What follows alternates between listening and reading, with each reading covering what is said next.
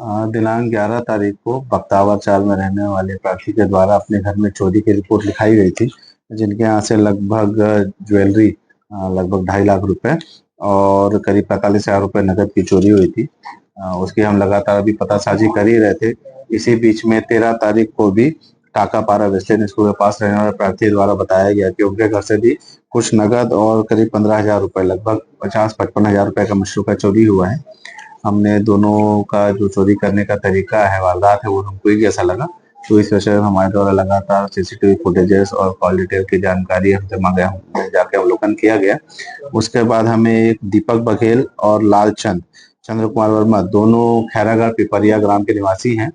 इनकी गतिविधियों के बारे में हमें थोड़ा संदिग्ध लगा। जब हमें कंफर्मेशन हुआ तो इन्हें हमने उठा के जब कड़ाई से पूछताछ किया गया है तो इनके द्वारा चोरी करना स्वीकार कर लिया है।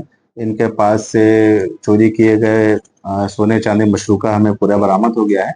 कैश पैसे को इनके द्वारा खर्च करना बताया गया है। इनके कब्जे से एक स्कूटी और जो हथियार ज्वाला जलब इन्होंने चोरी करने के समय तोड़ने के यूज किया था वो पूरा बरामद हो चुका है। पूर्व में भी आपराधिक मामला है।